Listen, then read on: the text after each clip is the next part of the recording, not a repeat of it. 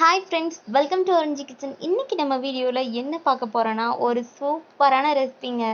நல்ல மாந்தல் கருவாடை எப்படி எல்லா குழந்தைங்களுக்கும் ரொம்ப பிடிக்கிற மாதிரி டேஸ்ட்டாக பண்ணலாம் அப்படின்னு தான் பார்க்க போகிறோம்.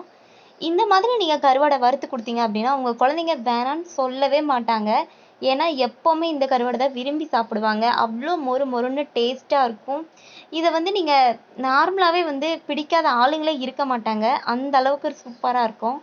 அது எப்படி பண்ணலான்னா, ஃபஸ்ட்டு நான் 3 மாந்தல் கருவாடு எடுத்திருக்கேன். அதை நான் கொஞ்சம் தண்ணியில் அப்படியே ஊற வச்சிடுறேன். ஒரு 2 மினிட்ஸ் இல்லைனா 3 மினிட்ஸ் மட்டும் அப்படியே ஊறட்டும். ஏன்னா அப்போ தான் நமக்கு க்ளீன் பண்ணுறதுக்கு ஈஸியாக இருக்கும். ஏன்னா இது நல்லா காய வச்சு கொடுக்குறாங்க இல்லையா, நம்ம க்ளீன் பண்ணோம் அப்படின்னா அது கொஞ்சம் ஊறி வந்துச்சுன்னா நம்ம ஈஸியாக இதை கட் பண்ணுறக்கு இந்த மாதிரி இதெல்லாம் ரொம்ப ஈஸியாக இருக்கும். இப்போ நான் அந்த தலையை மட்டும் அழுங்காமல் பிச்சு எடுத்துட்டேன் பாருங்கள். அந்த தலை கொஞ்சம் அந்த பிளாக்காக இருக்கும்ல, அதை அப்படியே அழுங்காமல் இந்த மாதிரி நீங்கள் பிச்சு எடுத்துட்டு, உள்ளுக்குள்ளே ஏதாவது இருந்துச்சுன்னா இந்த மாதிரி முன்னாடி தான் இருக்கும், உள்ளுக்குள்ளேயெல்லாம் ரொம்ப இருக்காது. அதை நீங்கள் பொறுமையாக க்ளீன் பண்ணிக்கலாம். பாருங்கள், இந்த மாதிரி க்ளீன் பண்ணியாச்சு. இந்த மாதிரி க்ளீன் பண்ணதுக்கப்புறம் பாருங்கள், இதில் தோல் இருந்துச்சுனாலும் நீங்கள் நீக்கிடலாம், அதாவது பிடிக்காம.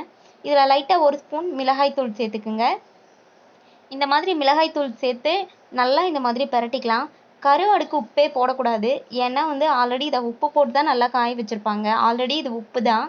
ஸோ நீங்கள் உப்பு போடாமல் வெறும் மிளகாய்த்தூள் மட்டும் போட்டு இந்த மாதிரி நல்லா பிரட்டி ஒரு 3 நிமிஷம் வச்சுருங்க. பாருங்கள், இந்த கருவாடில் எல்லா பக்கமும் இந்த மாதிரி காரம் பிடிக்கணும். அந்த அளவுக்கு நீங்கள் பிரட்டி வச்சிடணும். இது நல்லா காரமாக இருந்தால் தான் டேஸ்ட்டாக இருக்கும். பாருங்கள், இதை நல்லா நான் பிரட்டிட்டேன் அந்த மிளகாய்த்தூளில். இப்போ இதை நான் ஒரு 3 நிமிஷத்துக்கு நான் அப்படியே வச்சிட்றேன். அப்போ தான் இந்த மிளகாய்த்தூள்லாம் நல்லா பிடிச்சி வந்திருக்கும்.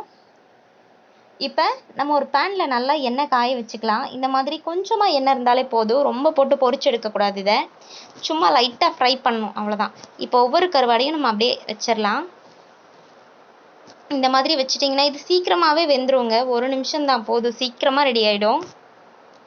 இந்த மாதிரி 3ஐயும் லைனாக வச்சுருங்க. இந்த எண்ணெயில் எல்லாம் படணும், அவ்வளோதாங்க.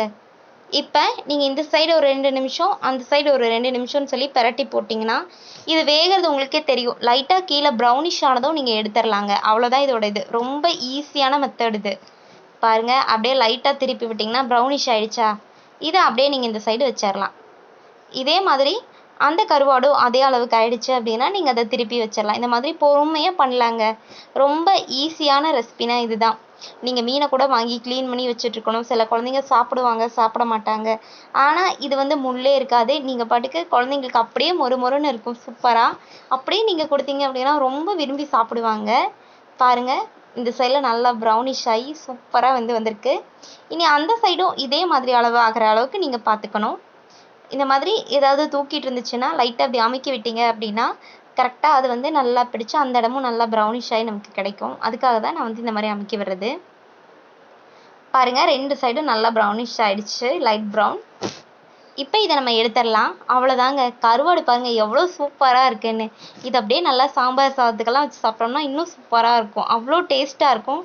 நீங்களும் ட்ரை பண்ணுங்கள் ஃப்ரெண்ட்ஸ்.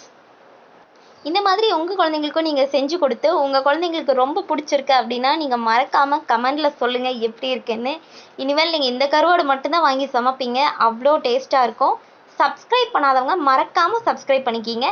Thank you friends.